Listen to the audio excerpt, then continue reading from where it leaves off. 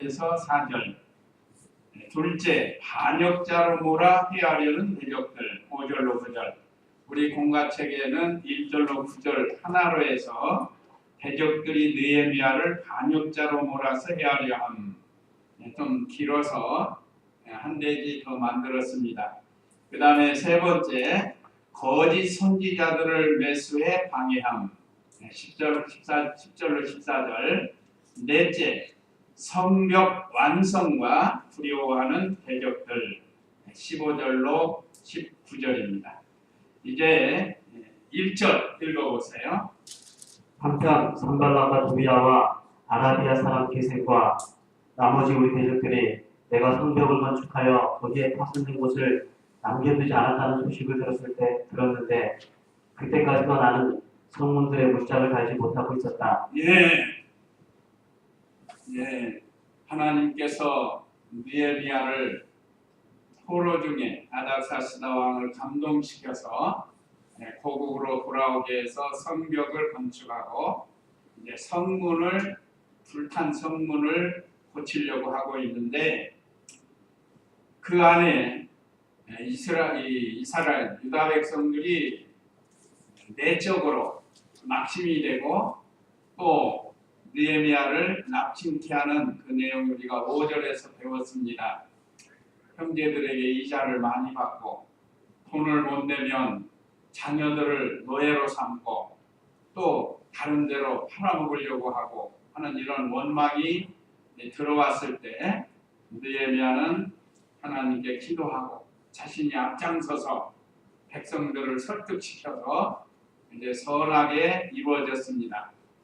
그때 한편 다른 한쪽에서 대적들이 산발락과 도비야와 아라비아 사람 게셈과 나머지 우리 대적들이 내가 성벽을 건축하여 거기에 파손된 것을 남겨두지 않았다는 소식을 들었는데 그때까지도 나는 성문들의 문짝을 달지 못하고 있었다.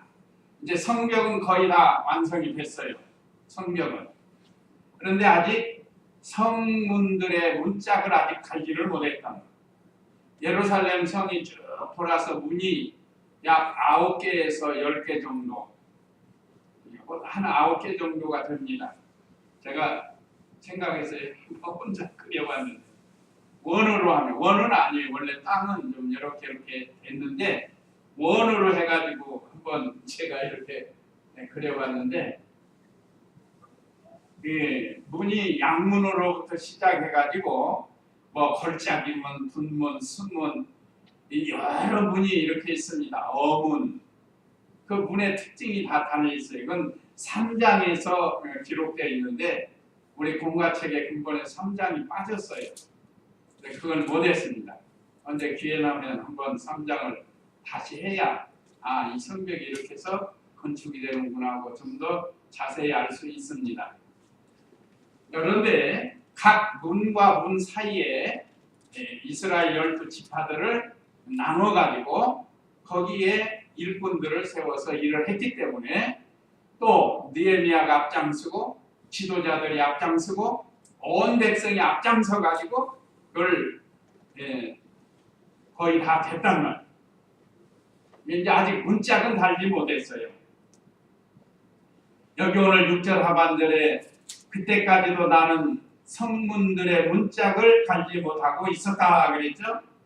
그러니까 느헤미야를 해하려 하는 대적들의 아직 느헤미야가 성문들의 문짝을 달기 전에 해하려고 했단 말이에요. 문짝 달아버리면 이제 뭐 공격하기가 더 어려워지니까 그냥 문짝 달기 전에 해하려고 이렇게 원수들이, 대적들이 계획을 짜가지고 이렇게 느헤미야를 괴롭히고 있습니다. 사실 느헤미야는 그 시대 파사국 페르시아 왕 아닥사스다의 허가를 받아가지고 그가 이렇게 자기 동족들을 데리고 와서 또 재료들을 가지고 와서 이렇게 건축하는데 이 대적은 바로 오늘날로 말하면 원수 마귀입니다. 원수 마귀. 오늘 저와 우리 성도님들이 영적 성전을 건축하려고 하는데 여러 가지 방법으로 그걸 중단시키려고 하는 거예요. 다시 말하면 믿음을 못 지키게 하려고 하는 겁니다. 요즘 말로 하면. 하느님 믿는 일을 자꾸 중단시키게 하려고 하고 낙심하게 만들고. 그러니까 참 여러 지파들이 한 마음이 돼가지고 이렇게 성벽을 이제 거의 다 쌓았는데 정말로 힘써서 했습니다. 그런데 반대로 대적들은 더욱 거세게 계획을 짜가지고 느헤미야를 죽이려고 한다는 거예요. 그래서 여기 2절로 4절은 오노 평지의 한 마을에서 만나자고 편지를 보냅니다. 2절 읽어보세요. 산발락과 게셈이 내게 사람을 보내어 말하기를 오노 평원에 있는 한 마을에서 함께 만나자 하였으나 그들은 나를 해치려고 흉계를 꾸미고 있었다. 4절 보세요. 그들은 4번이나 이와 같은 방법으로 내게 사람을 보냈으나 나도 같은 방법으로 그들에게 대답하였다. 산발락과 게셈, 도비야, 이 사람들 아주 짝짝꿍이에요. 여기 주동자는 산발락입니다. 에돔 사람이라고 그랬죠.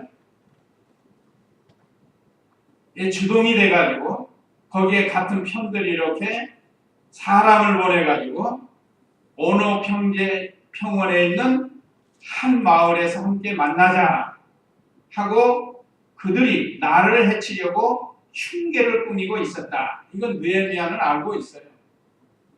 하나님께서 알게 해주시고 그러면서 4절에 그들은 4번이나 이와 같은 방법으로 내게 사람을 보냈으나 나도 같은 방법으로 그들에게 대답했다. 그 같은 방법이 3절입니다. 3절 읽어보세요.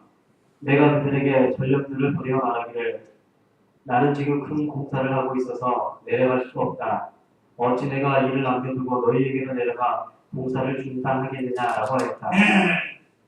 원수들이 느헤미야를 죽이려고 하는 거 뻔히 알고 있는데 그 계획을 알고 있는데 느헤미야가 갈 수가 없죠. 그래서 나는 지금 큰 공사로 인해서 갈 수가 없다. 이 큰 일을 두고 내가 어찌 내려가느냐. 내려갈 수 없다. 여기서 내려가는 건 요즘 신앙으로 말하면 신앙이 올라가다가 내려가는 걸 같아요. 내려가는 거. 오늘 저와 우리 성도님들도 우리는 신령한 세계를 향해서 올라가 독수리 같이 저 높은 곳을 향해서 올라가야 되는데 마귀가 가만 안 둬요. 반드시 내려가게 만듭니다. 내려가게. 4번이나 같은 방법으로 오노 평원에서 한 마을에서 만나자는 거예요. 그 오노 평원은 베냐민 지파에 속한 땅입니다. 그 성경 지도 보면 예루살렘의 바로 옆에 베냐민 지파가 있어요. 유다 지파 옆에. 예루살렘 바로 위쪽입니다. 경계선 위쪽에. 거기에 오노 평지라는 곳이 있는데 여기는 예루살렘 북쪽으로 약 32km 정도 떨어진 곳인데 여기서 아마 2배 정도 떨어지지 않았나 싶어요. 2배. 하여간 그런 정도의 거리입니다. 예루살렘에서 글로 내려오라는 거예요. 내려오라는 거예요. 오늘 우리 성도님들도 올라가는 신앙이 돼야지 내려가는 신앙이 되면 안 돼요. 우리는 계속해서 올라가는 거예요. 어디까지요? 천당에까지. 천당에까지 올라가. 우리는 올라가는 신앙이 돼야지 내려가면 안 돼요.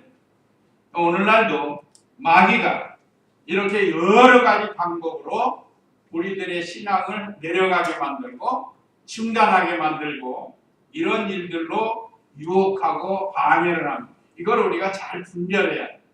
그래서 지금 우리 신앙이 어디에 있는가 자주 살펴봐야 돼요.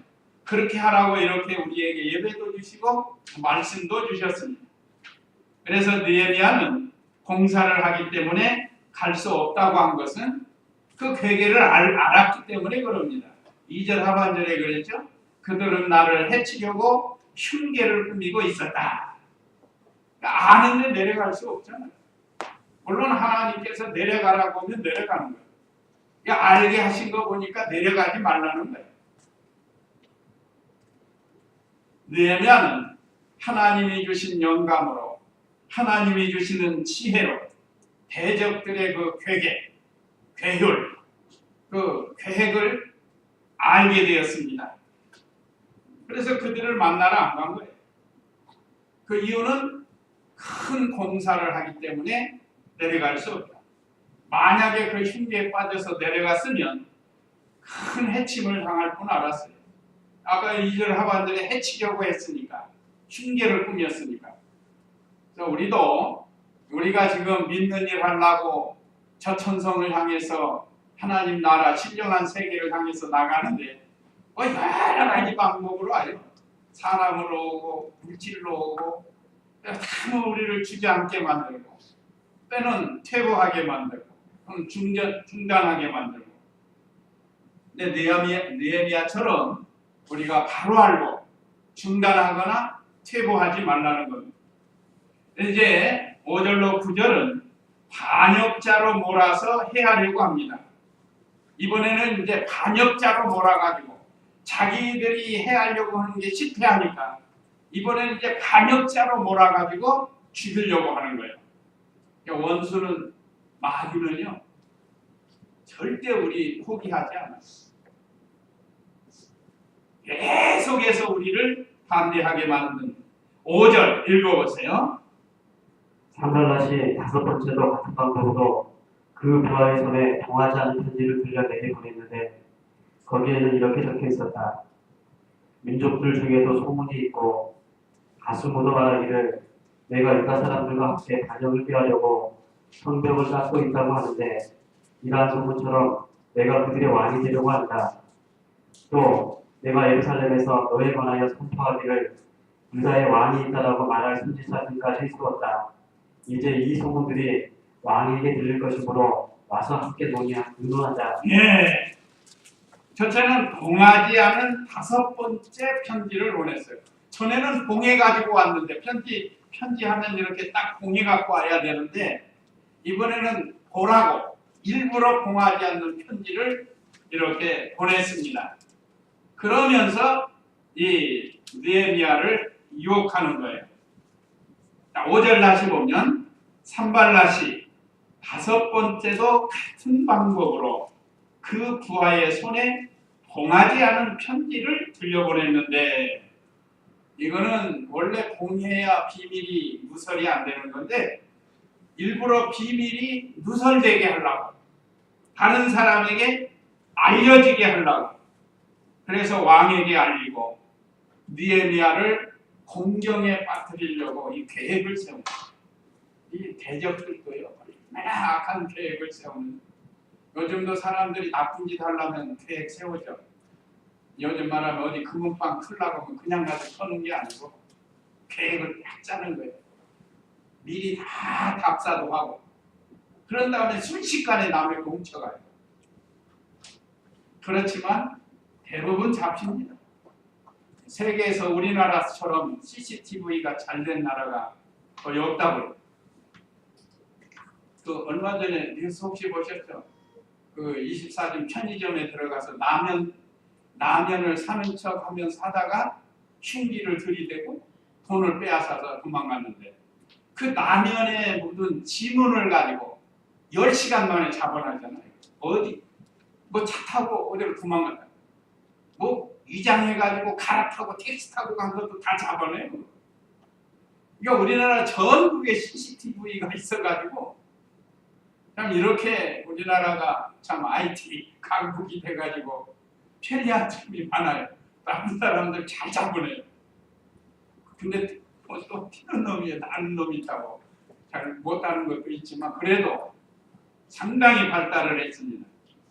이 사람들은 어떻게든지 나쁜 짓을 해가지고 하나님의 종 느헤미야를 죽이려고 하는 거예요. 결국은 하나님의 일을 방해하는 거고 대적하는 거고 또 성도들의 신앙을 무너뜨리려고 하는 일을 하는 것이 바로 오늘날 마귀의 역사입니다. 그는 어떻게 올지 몰라요. 물질로 올지 어떤 환경으로 사람으로 심지어 어떤 사람은 뭐 믿는 나무에 도끼 믿는 도끼에 발등 찍힌다고 그러니까 믿는 사람한테서 어려움을 당하는 경우도 있어요. 그러니까 우리가 느헤미야처럼 기도 많이 하면서 하나님의 은혜로 그걸 분별을 해야 되고 거기에 넘어가지 말아야 됩니다. 요즘 뭐 제일로 핫 이슈가 되는 이거 난 이름도 잘 비트코인인가? 비트코인인가?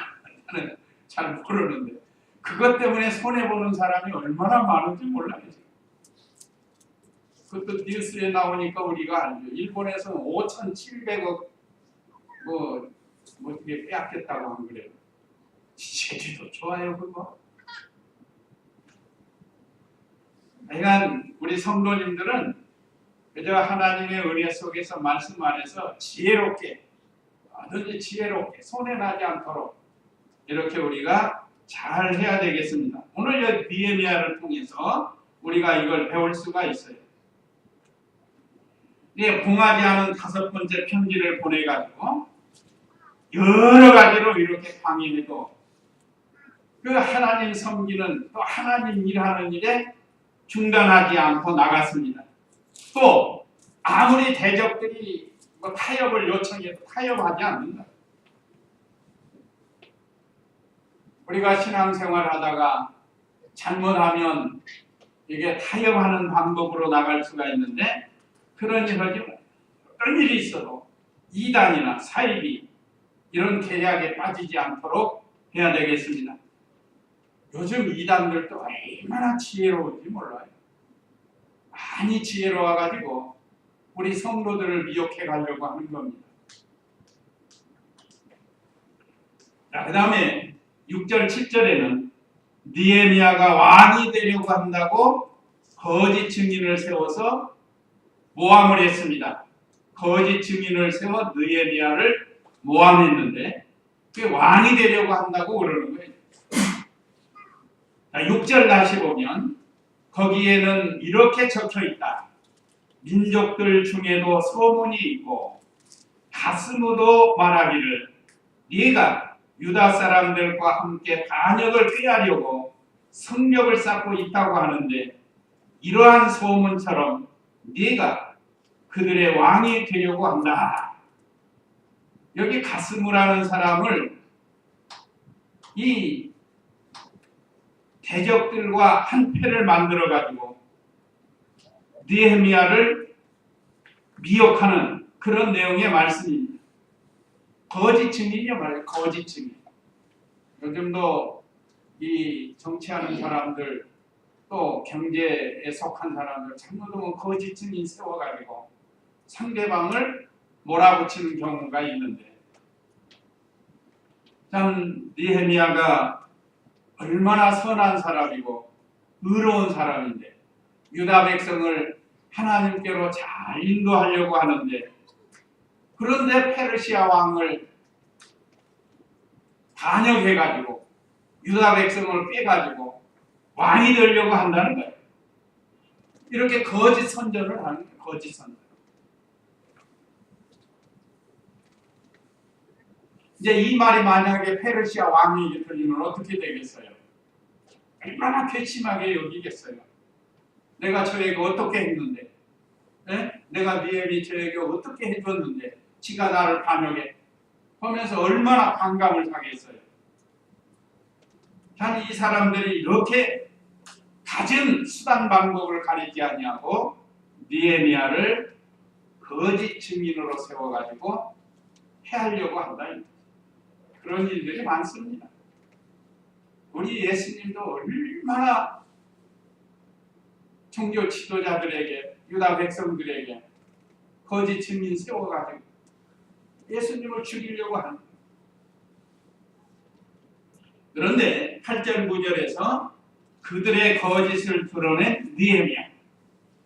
7절 다시 보면 또 내가 예루살렘에서 너에 관하여 선포하기를 유다의 왕이 있다라고 말할 선지자들까지 세웠다. 이제 이 소문들이 왕에게 들릴 것이므로 와서 함께 의논하자.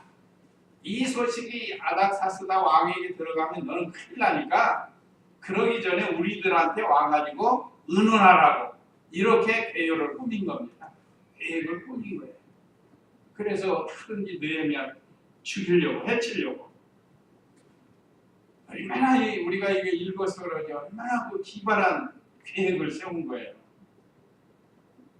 이거 왕이 되려고 유다 백성들을 미어 깨어가지고 왕이 되려고 하는 거 이거 아닥사스다 왕이 알면 어떻게 되겠네. 그러니까 얼른 우리한테 와가지고 그 일을 처리하자 하고 이거 계획을 느헤미야한테 보낸 거예요.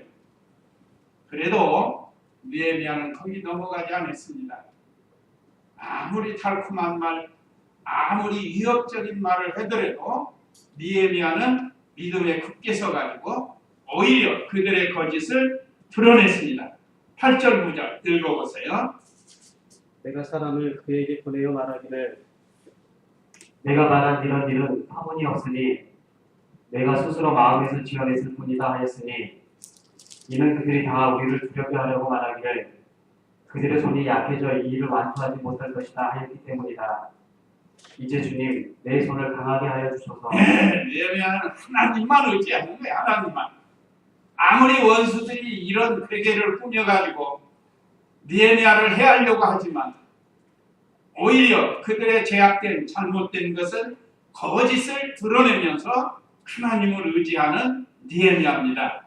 8절 다시 보면 내가 사람을 그에게 보내어 말하기를 네가 말한 이런 일은 터무니없으니 산발락과 도비야 게셈이 말한 건 이 터무니없는 거라.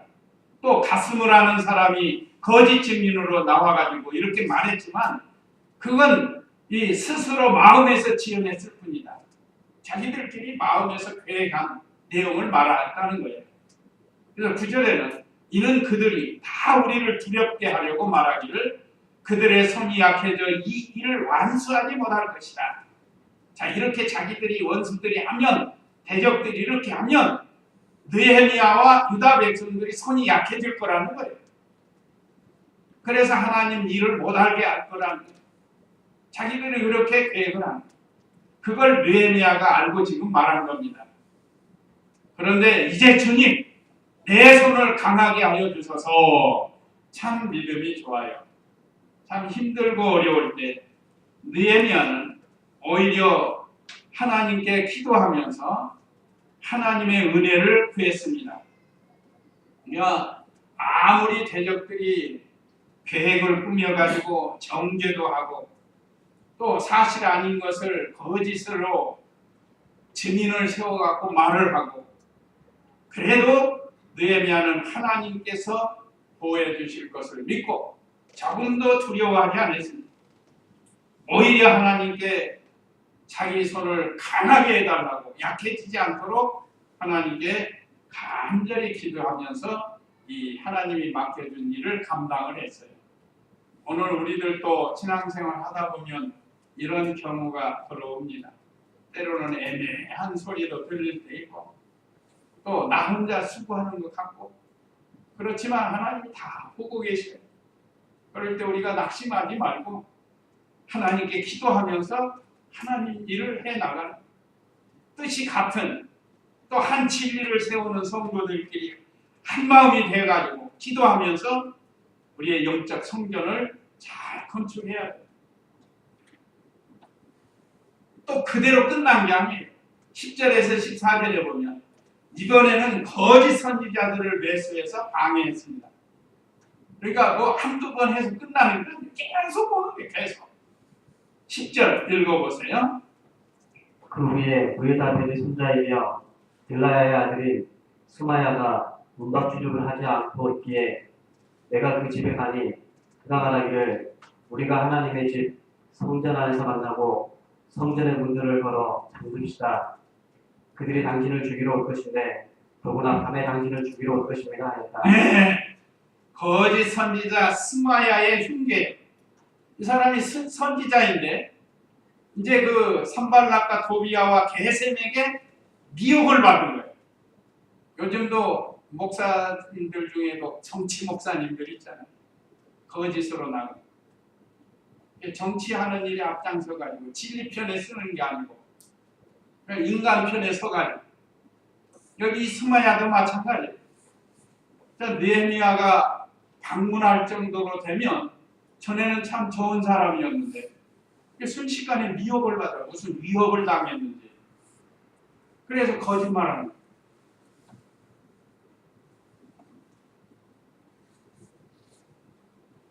그 후에 모아에다베르라 손자이며 들라야의 아들인 스마야가 문밖 출입을 하지 않고 있기에 전에 같으면 와가지고 같이 의논하고 성벽을 건축하고 했던 그 선지자가 안 온단 말, 소식이 없어요.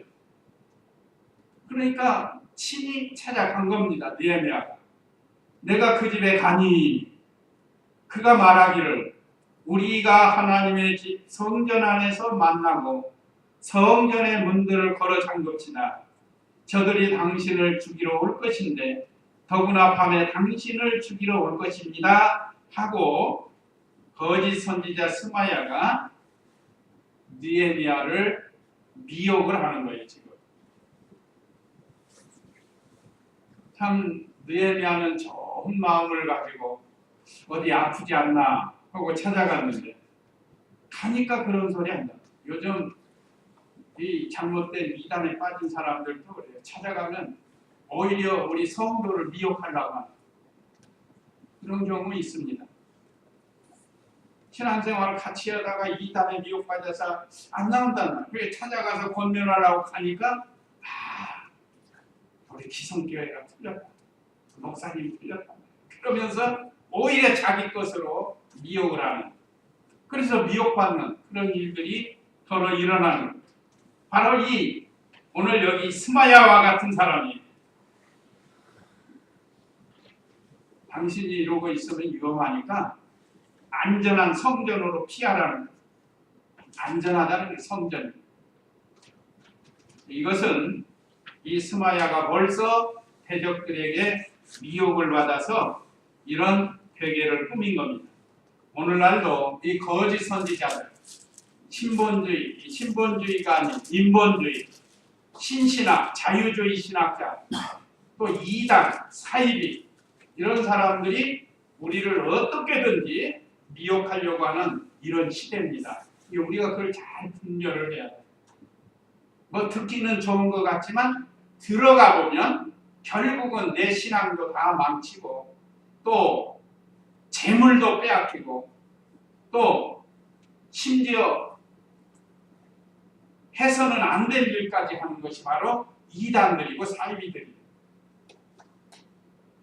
앞으로 말세가 돼가지고 그래서 우리 예수님이 말세의 첫 번째 징조가 사람의 미혹을 받지 않도록 주의하라고 하신 거 보면 사람의 미혹이 많겠다는 거죠. 그래서 얼마나 많은 이단과 사이비가 나오는지 모릅니다. 그래서 이 거짓 선지자 슈마야의 흉계를 느헤미야가 깨달았어요. 이 사람이 미혹받았구나. 그러니까 어디 가가지고 누가 이상한 말하면 이건 좀 시천지다. 그리고 분별을 해야 돼. 이건 하나님의 교회다. 절기를 자꾸 말했어. 또 교주가 따라 있고 자기 교리가 옳다고 인정하고 기성교회를 부인하고 하는 것은 벌써 이단입니다. 그 다음에 11절로 13절은 거짓인 줄 알고 피하지 않은 느헤미야 그랬습니다. 11절 읽어보세요. 내가 말하기를 어찌 나 같은 사람이 도망다니겠느냐.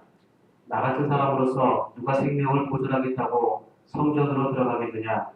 나는 들어가지 않겠다 하고 또 나는 하나님께서 그를 보내신 것이 아님을 내가 깨달았으니 그가 내게 이런 예언을 한 것은 도비야와 산발랏이 그를 매수했기 때문이었다. 그들이 그를 매수한 것은 내가 두려움에 빠져 그같이 행함으로써 죄를 짓게 하고 나를 조롱할 악한 명분을 얻으려는 것이다. 느헤미야가 얼마나 하나님의 영광, 하나님의 지혜로, 하나님의 말씀으로 분별한 거예요. 그러니까 하나님의 말씀을 바로 배우면 분별력이 생깁니다. 같은 소리 하거든요. 이단들. 그러니까 이 스마야가 지금 대적들에게 미혹받아가지고 느헤미야를 미혹하는 겁니다. 그래서 내가 말하기를 어찌 나 같은 사람이 도망다니겠느냐. 나 같은 사람으로서 누가 생명을 보존하겠다고 성전으로 들어가겠느냐. 나는 들어가지 않겠다. 느헤미야는 이스라엘 백성 최일선에서 싸우는 지도자이기 때문에 지금 이 일을 중단하고 도망갈 수가 없다는 거예요. 자기 혼자 살겠다고 도망가지 않는, 또 미혹받지도 않고, 느헤미야는 두려워지도 않았었고 했습니다. 조금도 두려워하지 않았어요. 아무리 원수들이 강해도. 오히려 하나님의 영광으로 그걸 깨닫고 12절에 또 나는 하나님께서 그를 보내신 것이 아님을 내가 깨달았으니, 그러니까 바로 분별을 한 거예요. 그가 내게 이런 예언을 한 것은 도비야와 산발랏이 그를 매수했기 때문이다. 어떤 방법으로 매수했는지 말이에요. 보통은 돈이에요. 돈 많이 주면 매수다. 발람이 발락에게 매수당하지 않았어요. 그래서 이스라엘 백성으로 하여금 죄짓게 만들고, 이 사람은 돈의 우상이 되고 아니면 무엇으로 협박을 했는지 몰라요. 정치하는 사람들도 뭘로 협박을 해가지고 거짓 증언으로 세울지 그런 건 우리가 알 수 없지만 하여간 이 세상이 그래요. 우리는 하나님의 말씀에 굳게 서서 우리의 신앙에 피해가 가지 않도록 미혹받지 말아야 해요. 그래서 13절에 그들이 그를 매수한 것은 내가 두려움에 빠져 그같이 행함으로써 죄를 짓게 하고 나를 조롱할 악한 명분을 얻으려는 것이다. 느헤미야가 바로 깨달아가지고 그 죄를 다 드러냈습니다. 또 거짓인지를 분명히 깨닫고 알면서도 도망가지 않는 거예요. 후퇴하지 않는 거예요. 또 타협하지 않는 거예요. 그 다음에 느헤미야가 하나님께 맡겼다고 그랬습니다. 14절. 내 하나님이시여 도비야와 산발랏의 이 행위와 또한 나를 두려움에 빠뜨리고자 한 여선지자 노아다와 그 남은 선지자들도 기억하소서. 예. 느헤미야는 기도하면서 하나님께 다 맡겼어요. 내 하나님이시여 도비야와 산발랏의 이 행위와 또한 나를 두려움에 빠뜨리고자 한 여선지자 노아다의 그 남은 선지자들도 기억하소서. 이거 보면 아까 그 스마야 선지자, 거짓 선지자, 여자 선지자 하나 내세웠는데 노아다라는 여자 선지자, 또 남은 선지자. 그러니까 이 거짓 선지자들끼리 모여가지고 느헤미야를 해하려고 했지만 느헤미야는 거기에 미혹받지 않았습니다. 오히려 하나님 앞에 간절히 기도했어요. 어려울 때 하나님께 기도하면서 원수들을 물리쳐 달라고 하나님께 부탁을 했습니다. 참 좋은 신앙이죠. 우리도 이 말씀에 굳게 서서 우리가 한 주간 한 주간 나가 살 때 이런 일들이 우리에게 끊임없이 올 것입니다. 마지막 15절로 19절은 성벽 완성과 두려워하는 대적들 했습니다. 15절 읽어보세요. 성벽이 52일 만인 엘룰월 25일에 완공되니 우리의 모든 대적과 이방 민족들이 이 소식을 듣고 모두 두려워하여 스스로 낙심하였고 이 공사가 우리 하나님의 도우심으로 이루어진 것을 알게 되었다. 예, 성벽 건축이 52일 만에 완성이 됐습니다. 50일이면 2달이 채 안 돼요. 그만큼 온 성도 각 지파대로 아까 각 문 사이를 맡겨주는데 열심히 한 거예요. 내일같이 하나님의 일을 내일같이 하는. 그러므로 성벽이 52일 만에 건축이 완성이 된 겁니다. 그러나 아직 성문은 다 아직 만들어지지 않았어요. 엘루월은 유다 원력으로 6월을 가리킵니다. 유다 종교력으로 6월. 요즘으로 하면 7월, 8월 정도 이렇게 되는데 하나님의 특별한 역사가 짧은 기간에 완성이 되었다고 그랬습니다. 지도자 느헤미야의 이 백전불굴의 신앙, 변함없는 신앙, 두려워하지 않는 신앙으로 백성들과 함께 큰 마음이 돼가지고 이 성벽이 건축이 되었어요. 참 감사한 일이에요. 또 16절 우리의 모든 대적과 이방 민족들이 이 소식을 듣고 모두 두려워하여 스스로 낙심하였고 이 공사가 우리 하나님의 도우심으로 이루어진 것을 알게 되었다. 대적들과 이방 민족들이 이 소식을 듣고 두려워했습니다. 원래는 백성들도 좀 낙심을 했었죠. 근데 하나님께서 그 시험을 잘 이기게 해줬어요. 그 느헤미야가 기도하면서 앞장을 섰기 때문에 그렇습니다. 그렇지만 마침내 하나님의 은혜로 이 성이 완성이 되니까 주변에 있는 대적들이 오히려 두려워했습니다. 아, 하나님께서 역사하셨구나. 이건 보통 일반 사람으로서는 할 수 없는 건데 하나님이 그들과 함께 했구나 하는 것을 깨닫게 되었습니다. 오늘 저와 우리 성도님들이 이 땅에서 믿음을 잘 지켜나가다 보면 반드시 승리하게 되는데 그것을 주변에 반대하는 사람들이나 또는 주변에서 지켜보는 사람들이 그걸 깨닫게 된다는 겁니다.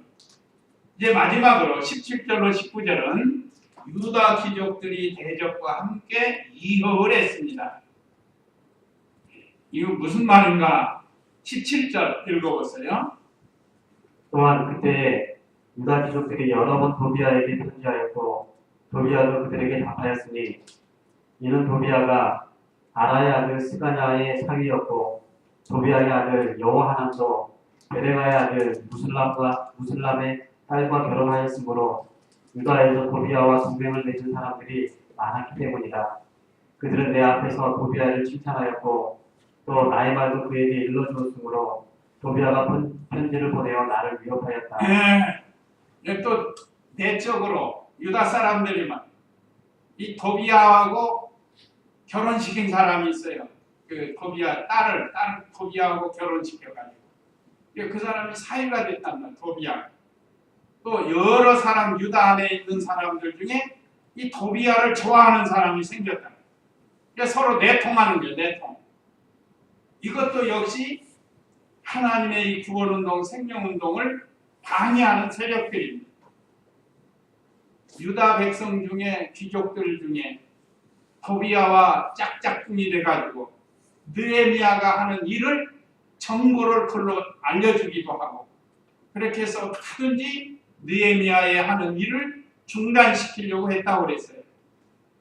여기 그랬죠. 또한 그때의 유다 귀족들이 여러 번 도비아에게 편지하였고 도비아도 그들에게 답하였으니 비밀로 자기들끼리 편지를 주고받으면서 느헤미야의 하는 일을 방해를 했다 이 말이죠. 이는 도비아가 아라의 아들 스가냐의 사위였고 도비아의 아들 여호하난도 베랴가의 아들 무슬람의 딸과 결혼하였으므로 유다에서도 도비아와 동맹을 맺은 사람들이 많았기 때문에 자기 사람들을 유다에 많이 심어놨어요. 도비아가. 그래가지고 서로 내통을 한 겁니다. 19절에 그들은 내 앞에서 도비아를 칭찬하였고 느헤미야 앞에서 오히려 도비아가 잘했다고 좋은 사람이고 칭찬해준다. 대적인 줄도 모르고. 그게 왜 그런가? 인정에 빠져갖고 그렇습니다. 인정. 이 마귀가 역사합니다. 또 나의 말도 그에게 알려주었으므로 근데 느헤미야의 계획을 별로 알려주기도 한다. 도비아가 편지를 보내어 나를 위협하였다. 그럴 거 아니에요. 느헤미야가 뭐 계획하고 있는데 그 소식을 알고 네가 이렇게 한다는데 너 이러면 가만 안 둔다고 위협을 하고 협박을 했다. 느헤미야가 얼마나 힘들었겠어요.